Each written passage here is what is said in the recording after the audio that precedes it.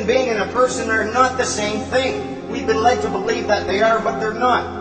In Black's Law Dictionary, you'll find a definition of a person, and it says, a human being is not a person because he is a human being, but because rights and duties have been ascribed to him. Specifically, the person is that legal subject or substance of which the rights and duties are attributes. But not all human beings are persons, as was the case in Old England when there were slaves.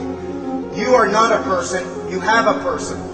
If you never know that this person exists, if the government is acting upon it and you are unaware of its existence, you're a slave to your own ignorance.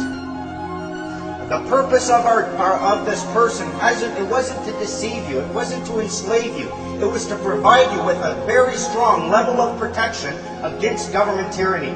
If they never act against you as a human being and they're only acting against your person, you always have the option to reject their governments and therefore escape tyranny totally and absolutely peacefully. They'll tell you, I'm an agent for the government, I'm a peace officer, I'm this, I'm that. No, you are a human being in a common law jurisdiction, and that's all there is to it. That's first and foremost, and I'm not forgetting that.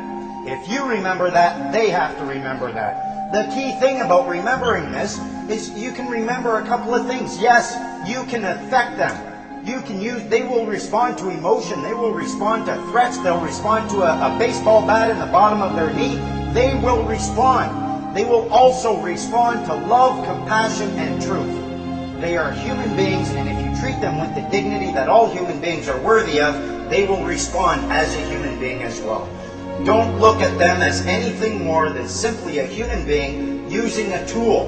And the tool that they are using is words. All they are words. The government is just composed of human beings using words. Take away the human beings, you don't have a government. Take away the words, you don't have a government. You need those two things in order for anyone to come up to you and claim any level of authority over you. If you learn to distinguish between actual law, and there is only 3 ways to break the law: harm another human being, damage someone else's property, use fraud or mischief in your contracts, you have broken the law. That's the only way to break the law. Statutes are not laws. If you look it up, you'll find that the definition of a statute is a legislated rule of society given the force of law. It's a law, it's a rule that has the force of law within a structured society because somebody gave it that force. Remember, we're all equal here.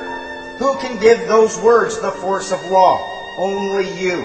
You have decided to give those statutes the force of law within your societal structure. A society, if you look at the definition of that, it's a number of people joined by mutual consent to deliberate, determine, and act for a common goal. Your consent is required for any statute to have the force of law, and you can spot these. They'll have the word act right in the title.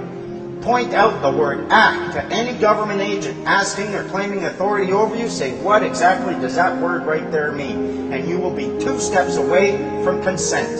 You have every right in the world to stand right up and claim the status of a child of God. But the moment you do that, you do accept a lot of responsibility, because then you have to look at everyone else with the same eyes. We want remedy. We want our power back. We want our remedy, and we want to hold these people to their... We don't want to beat them up. We want abundance. We want peace. We don't want a life of conflict with these people, and we shouldn't have to dig through the shit they manufacture in order to find the diamonds of our freedom. Fundamental 3 things you should have learned. 1, you are not a person. You have a person. It exists in association with you. Statutes are not laws. They do not apply to you. They apply to your person. And finally, believe it or not, you want your freedom. You want to become a free man on the land.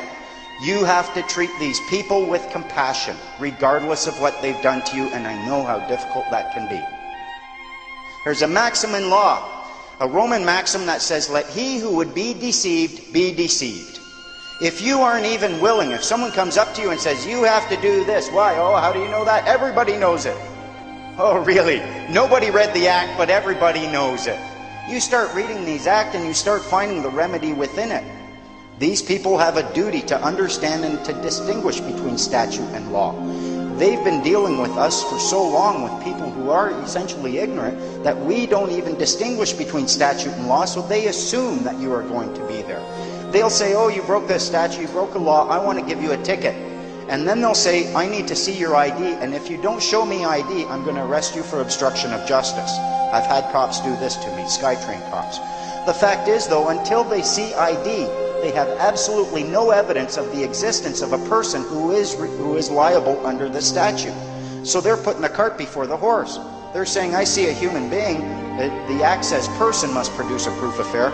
You're a person, I'm giving you a ticket, now you have to show me your ID so I can give you a ticket, because they've been told, if you don't see ID, you can't give a ticket. They know this, but they're putting the cart before the horse. If they come up to you and what they like to do, they use presumption and assumption so often, they won't even ask you a question. They come to your window, driver's license, registration, insurance, look at them and say, apples, bananas, and pears? You're not making any sense. Like, you used a complete sentence? What is it you want?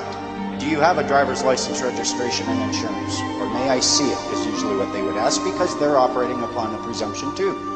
You ask them, are you willing to claim under full commercial liability that I have an obligation to have such a thing in order to exercise my common law rights? Blah, blah, blah. And of course you don't. In order to find your freeman status, you will need to distinguish. There is a maxim in law that says, he who distinguishes well learns well. He who questions well learns well. If you cannot question, you cannot distinguish, you are going to end up being a slave to them. The reason questioning is so powerful, if they ask you a question, you ask them a question right back. We're equal. We're playing tennis. The goal is to get them to answer the question first, answer none of their questions. The reason is, if you are asking questions, the assumption in law must be that you are asking because you don't understand, and you want to understand so you can keep the law. The assumption is, and therefore, as long as you are continually asking questions, they can't do anything. They can't claim you're obstructing justice. They can't claim that you're not that you're in violation of any statute. Just keep asking questions.